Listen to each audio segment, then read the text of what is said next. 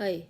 एक बहुत important article जो एजुकेशन स्टेटस ऑफ इंडिया बताता है, ये बहुत बहुत महत्वपूर्ण है क्योंकि ये रिपोर्ट हर एनुअल पब्लिश होती है, पर अभी ये 4 साल के बाद पब्लिश हुई है 2022 में। एंड ये इम्पोर्टेंट ऑल्सो इसलिए क्योंकि इस बार कोविड था, तो कोविड के बाद जो क्या चेंजेस आए हैं एजुकेशन सिस्टम में उसको ये डिटरमाइन कर रही है। So this will be a important article to understand and very important with mains perspective. ठीक है, तो इसको हम पढ़ेंगे।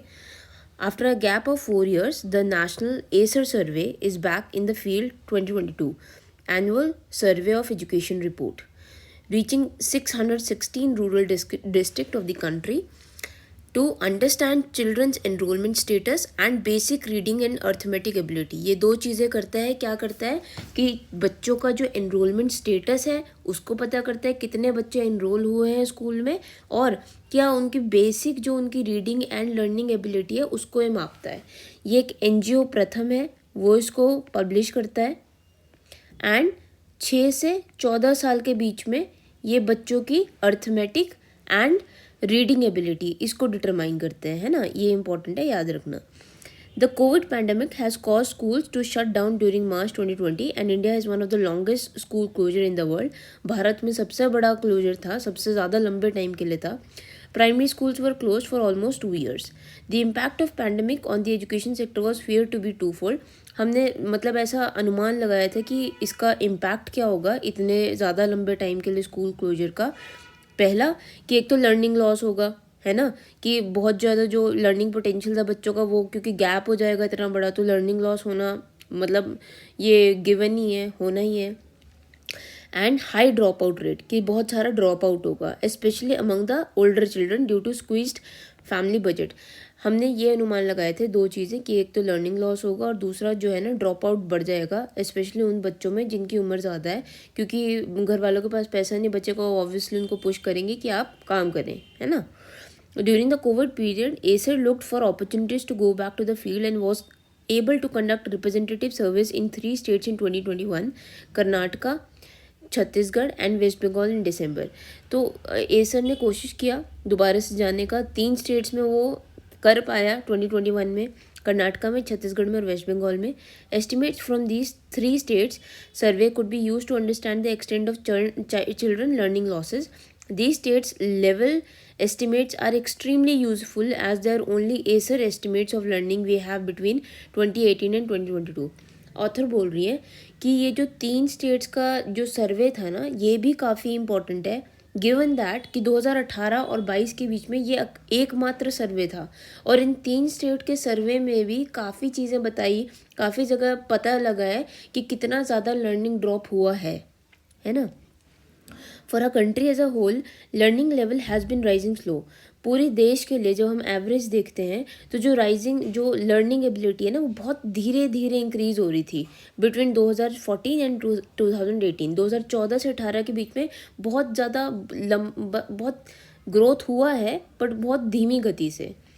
After being stagnant for several years, मतलब 14 से पहले बहुत टाइम तक स्टैगनेंट था, कोई ग्रोथ ही नहीं था, ठीक है। For example at the all India level the proportion of children in class 3 who could read a class second level text, a proxy for grade level learning। तो बेसिकली ये मापते इसलिए ग्रेड लेवल लर्निंग क्या होता है कि जो ये देखते हैं कि ग्रेड 3 का बच्चा क्या वो ग्रेड 2 के बच्चे की किताब पढ़ सकता है, समझ सकता है, और जो उसकी जो मैथ्स के क्वेश्चन है वो सॉल्व कर सकता है। इसको बोलते हैं ग्रेड लेवल लर्निंग, तभी वो जेन्युइनली एलिजिबल होगा ग्रेड 3 के लिए, ठीक है। तो ऑथर बोल रही हैं कि जो ऑल इंडिया लेवल पे अगर देखा जाए ना, जो प्रपोर्शन ऑफ बच्चे थे, जो ऐसे बच्चे जो क्लास 3 के थे जो क्लास 2 की बुक्स पढ़ सकते थे, वो राइज हुए हैं 23.6% इन 2014 टू 27.2% इन 2018। 23% से वो इंक्रीज़ हुए हैं 27% में 4 साल के गैप में, ठीक है। ACER 2022 shows a big drop in this proportion to 20.5, और ये 4 साल में जब इतनी धीमी गति से ये 4 आंकड़े बढ़े थे इसके, तो अब 2022 का रिपोर्ट ये शो कर रहा है कि ये तेज़ी गति से गिर गया है, और अब कितना है 20.5 है सिर्फ, कि ओनली ऐसे 20% बच्चे हैं क्लास 3 के जो क्लास 2 का रीडिंग टेक्स्ट और लिटरेसी कर सकते हैं. This 7% point fall is huge given how slowly the all India numbers move and confirm fear of large learning losses caused by pandemic. ये जो इतना बड़ा ड्रॉप है ना 7% का, ये बहुत बड़ा है. और ये दिखाता है कि कैसे कैसे मतलब जो कोविड का क्लोजर ऑफ स्कूल्स था उसने कैसे लर्निंग लॉस किया है. In maths also, learning level have risen slowly between 2014 and 18. The 2022 estimate shows a drop here as well, although much smaller than the case of reading. वो बोल रहे हैं कि मैथ्स के केस में भी ड्रॉप हुआ है पर उतना नहीं है जितना रीडिंग के केस में हुआ है. अब दो पैरामीटर्स हमने क्या पढ़े थे शुरुआत में, रीडिंग एबिलिटी एंड मैथमेटिक, है ना, अर्थमेटिक्स एंड रीडिंग एबिलिटी. तो रीडिंग एबिलिटी में ज़्यादा ड्रॉप हुआ है इन कंपैरिजन टू मैथ्स. अब वो क्यों है वो उसके बाद में हम डिस्कस करेंगे अभी, ठीक है. However, the 4-year period between these measurements encompasses both the period of school closure as well as the initial 6 to 8 months after the school reopening. अब वो बोल रहे हैं कि जो रिपोर्ट है ये इसको दो पर्सपेक्टिव से देखना चाहिए. इसके अंदर दो वो आते हैं. एक तो क्या कि जो स्कूल जिसमें बंद रहा, टोटली बंद रहा कोविड लॉकडाउन पीरियड में, और दूसरा वो जो 6 से 8 महीने का पीरियड है जब वो इमिडिएटली खुला तब कैसा ग्रोथ रहा है, ठीक है, depending on the state. As mentioned earlier, Acer managed to assess learning level in 3 states, Karnataka, Chhattisgarh and West Bengal in 2021 when the schools were still closed or had just reopened. While these are not national estimates, they provide an interim measure that is more reflective of pandemic learning losses than the estimate for 2022. अब author बोल रही हैं कि देखिए हमने जैसा अभी आपको बताया कि 3 स्टेट में हम कर लिया था, तो इन स्टेट्स में कर्नाटका, छत्तीसगढ़, वेस्ट बंगाल, जो इन स्टेट्स से हमको मिले हैं ना नंबर्स, वो हमें ज़्यादा बताते हैं जो इससे कि 2022 में कितना मिला है. वो एग्जैक्ट हमारे को सिचुएशन शो कर रहे हैं उन 3 स्टेट्स का, ठीक है. Across all the 3 states there were large learning losses. बहुत सारा लर्निंग लॉस था तीनों स्टेट्स में. In both reading and maths in 2021 in excess of 7% points except in the class standard 5 in West Bengal. वो बोल रहे हैं बहुत इन तीनों स्टेट, अभी मैंने बोला कि इन तीनों स्टेट का जो हमको डाटा मिला है वो ज़्यादा रेलेवेंट है जो 2022 का डाटा है, क्योंकि वो रियलिस्टिकली हमें कोविड का लॉस दिखा रहा है. और कोविड का लॉस ये था कि तीनों स्टेट्स में बहुत ज़्यादा डिफरेंस था, 7% से भी ज़्यादा फॉल हुआ लर्निंग में, ठीक है, except standard 5 of West Bengal. The loss in reading is little higher though not much. In both the reading and maths, the 2021 learning levels in these 3 states fell below 2014 level. A year later, ACER 2022 data shows that across all the 3 states there has been a recovery in both the reading and maths, except in Karnataka, in reading, in West Bengal in standard 5. अब author बोल रहे हैं कि अब देखो हमने ये देखा कि लर्निंग लॉस हुआ, बहुत ज़्यादा हुआ, और रीडिंग में ज़्यादा हुआ एज़ कंपैरिजन टू मैथ्स, ठीक है. और हम एक साल बाद देखते हैं जो एशिया 2022 रिपोर्ट आया है, पर यहाँ पे ये देखने को मिल रहा है कि इन तीनों स्टेट्स में रिकवरी भी उतनी जल्दी हुई है, ठीक है, उतनी जल्दी इन चीज़ों में रिकवरी हुई है, उस गैप को फिल किया गया है. In other words, well 2022 learning levels were still below और in some cases close to 2018 level. 2022 के भी लर्निंग लेवल कम थे, क्लोज टू 2018 थे, ठीक है. Comparing 2018 with 2022 hides the dramatic fall in the learning level observed between these 2 points and subsequent recovery have happened in the last year. बोल रहे हैं कि 2022 में भी कम थे पर बहुत तेज़ी से रिकवरी नोटिस हो रही है, बहुत तेज़ी से रिकवर भी हो रहा है. Another big development during 2022 was introduction of new education policy. एक सबसे important एलिमेंट इसका ये था कि जो न्यू एजुकेशन पॉलिसी आई है 2020 में, for the first time there was a big focus on the early years and the importance of foundational competencies. पहली बार फाउंडेशन ईयर्स के बारे में बात करी है. इसमें एनईपी में है ना कि जो 3 से 6 साल के बच्चे हैं उन पे भी फोकस किया जाएगा, उनकी लर्निंग एंड अंडरस्टैंडिंग एबिलिटी को बढ़ाया जाएगा. तो पहली बार ये हुआ है. Once school reopened, state moved quickly and almost all the states have major push in the area of foundational literacy and numeracy, very important, under Nipun Bharat Mission, National Initiative for Proficiency in Reading with Understanding and Numeracy. अच्छा, अब ये निपुण भारत क्या है? निपुण Bharat programme है जिसमें focus किया जाता है कि जो बच्चे की जो लर्निंग अंडरस्टैंडिंग और ये एबिलिटी है ना, इसको एक स्पेशल टीचर टैकल करेगा और उस टीचर को भी अलग से स्किल प्रोवाइड किया जाएगा और वो उसका काम यही होगा कि उसको पढ़वाना, उसको ये बताना कि कैसे पढ़ते हैं, कैसे मैथ्स को क्यों ये सब्जेक्ट इम्पॉर्टेंट है। तो ये फाउंडेशन लिटरेसी एंड न्यूमरेसी इस पे काम करेगा वो। This push is reflected in ASER 2022 report as a part of survey. ASER field investigation visited one government school in each of the sample villages to record enrolment, attendance and school facilities. जो ASER की team थी वो villages में गई, ठीक है। और ये जो रिपोर्ट है मोस्टली रूरल एरियाज़ में के बच्चों की एबिलिटी को देख के बनाई जाती है टू रिकॉर्ड। अच्छा, इन्होंने क्या क्या देखा, रिकॉर्ड के कितना है बच्चों का, एनरोलमेंट कितनी हुई है, अटेंडेंस का क्या स्टेटस है, एंड स्कूल में इंफ्रास्ट्रक्चर डेवलप्ड है कि नहीं। This year we also asked whether school have received any directive from the government to implement FLN activities in the school and whether teachers had been trained on FLN। तो इस बार जो ये Acer के वो थे ग्राउंड में जो investigation करते हैं, उन्होंने स्कूल वालों से पूछा कि क्या आपको कोई गवर्नमेंट से ऐसा वो आई है गाइडलाइंस कि आपको FLN इम्प्लीमेंट करना है, कि क्या उसके लिए काम किया गया है ना। इसके बारे में भी सर्वे हुआ।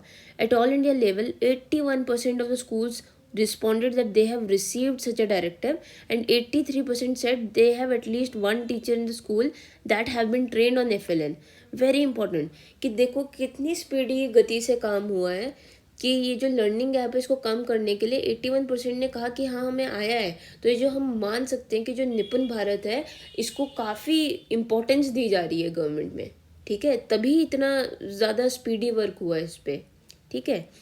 Extrapolating from the experience of the three states for which 2021 data, we can assume that other states also experienced large learning losses during the pandemic। In 3 states के डाटा से 2021 में थे, उनसे हम अनुमान लगा सकते हैं कि और स्टेट में भी लर्निंग लॉस रहा होगा।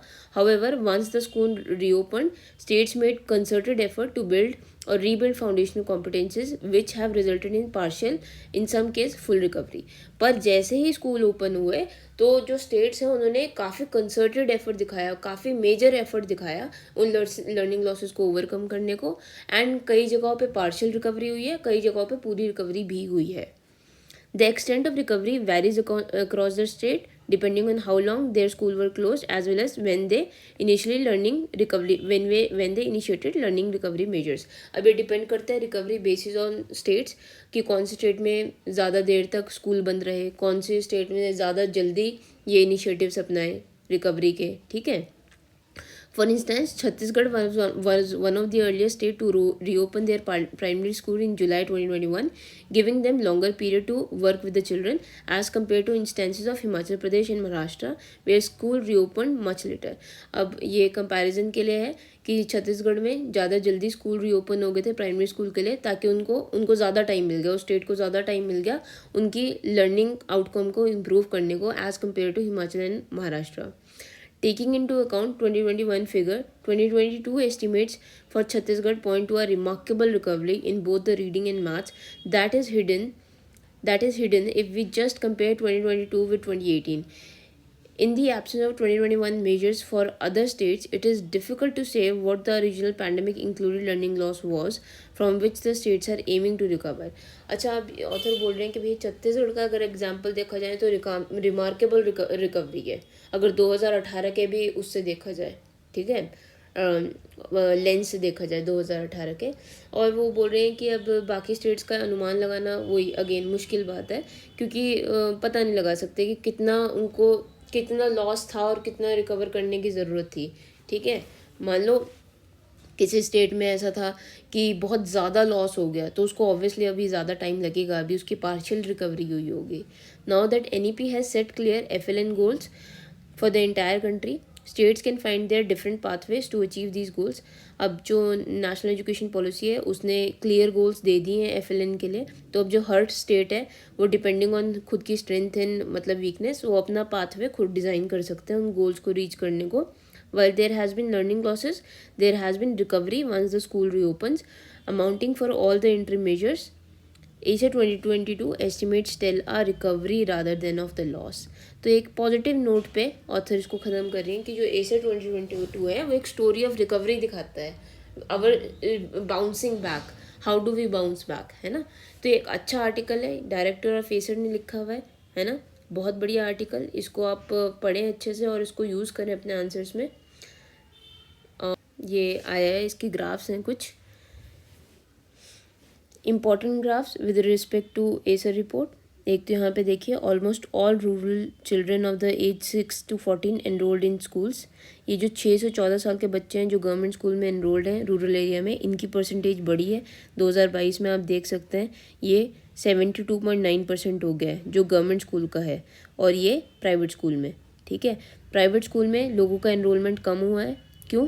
क्योंकि ऑब्वियसली प्राइवेट स्कूल के पास अपना खर्चा चलाने के लिए पैसे नहीं थे, तो रूरल एरिया में लोग बच्चों को शिफ्ट किया है from private to government school. Government school ने बेटर फैसिलिटी दी है 6 से 14 साल के बच्चों को। दूसरा है proportion of kids taking paid tuition has increased. अच्छा, ये जो प्रोपोर्शन मतलब जो बच्चे मतलब ट्यूशन्स प्राइवेट ट्यूशन्स ले रहे थे वो इंक्रीज़ हुआ है। ऐसा क्यों हुआ है? क्योंकि पेरेंट्स को ऐसा लगा कि नहीं, घर पे बिठा के बच्चों का काफ़ी लॉस हो जाएगा, और इसमें पेरेंट्स की एक्टिव इन्वॉल्वमेंट थी कि उन्होंने ट्यूशन के माध्यम से उनकी लर्निंग को कंटिन्यू रखा। ठीक है, और दूसरा ये भी मतलब मानना है कि जो प्राइवेट ट्यूशन होती है ना वो नेगोशिएबल होती है, मतलब वो इनफॉर्मल टाइप ऑफ रिलेशन होता है। तो वहाँ पे पेरेंट जाके बोल सकता है कि इस महीने मेरे पास पैसे नहीं, मैं अगले महीने दे दूँगा, तो वो एडजस्ट भी करते हैं। तो इसलिए मतलब इनकी कंटिन्यूटी रही। अब ऑल इंडिया लेवल पे देखेंगे 4.2% इंक्रीज़ हुआ है ना।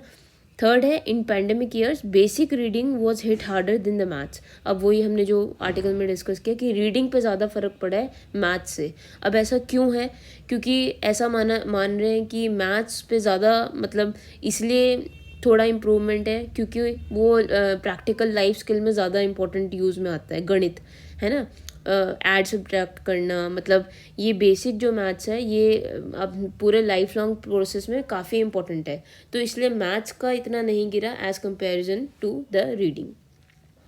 Next is proportion of the girl age 15 to 16 who are not in the school has dropped since 2018।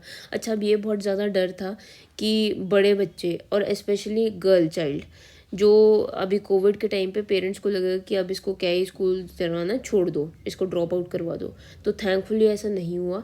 अभी देखिए 2018 में 13.15% ड्रॉप आउट था, पर अभी ये कम है, 7.9% है। तो 2018 के कंपैरिजन में काफ़ी कम ड्रॉप आउट है, तो एक बहुत ही अच्छा, बहुत ही पॉजिटिव साइन है ये, है ना। तो ये सारे काफ़ी पॉजिटिव साइन है। ये वही जो मैंने अभी रीजंस डिस्कस किए वो ही हैं कि हाउ द स्कूल एनरोलमेंट कैसे अफेक्ट हुआ, कि गवर्नमेंट स्कूल में बड़े हैं क्योंकि प्राइवेट स्कूल के बाद अपने फाइनेंसिस थे। गवर्नमेंट स्कूल में इंफ्रास्ट्रक्चर भी बड़ा है, टॉयलेट्स, रोड फैसिलिटी एट्सेट्रा। अब ये बोल रहे हैं how improvement in facilities like mid day meal, toilets, हाँ, contributed to increase in enrolment. तो वो ये ऑथर बोल रहे हैं कि इंफ्रास्ट्रक्चर में इम्प्रूवमेंट हुई है तभी बच्चे आ रहे हैं, पर अभी भी अटेंडेंस का बहुत मेजर इशू है। अटेंडेंस पैटर्न जो है वो अभी इतना अच्छा नहीं है और उस पर काम करने की ज़रूरत है, पर ये इंफ्रास्ट्रक्चर इम्प्रूव हुआ है। What could be the corresponding increase in private tuition. अब वही इसमें कि वो इनफॉर्मल होता है और वो नेगोशिएबल होता है। ठीक है, then trends in foundational learning skill emphasis on NEP। अब यही है जो निपुण भारत हमने ऊपर डिस्कस किया, और इसका फाउंडेशनल लिटरेसी एंड न्यूमरेसी जिसने काफ़ी इम्प्रूवमेंट दिखाई है। ठीक है, and what is the road ahead. अब इसको इम्प्रूवमेंट हमको और क्या क्या करने की ज़रूरत है, इसको पढ़ते हैं। In the last 10 years we have seen improvement but it is still small, so it means that we really need to shake up things.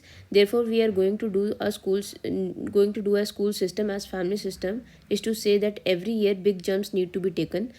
अब स्कूल सिस्टम में भी इम्प्रूवमेंट चाहिए, फैमिली सिस्टम में भी इम्प्रूवमेंट चाहिए, पेरेंटल इन्वॉल्वमेंट और चाहिए।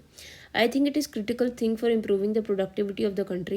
Business as usual is not going to work. Again, it is not the new message but a message that needs to be reiterated. ये same message है पर इसको बार बार बोलने की ज़रूरत है। reiterated मतलब रिपीट करना।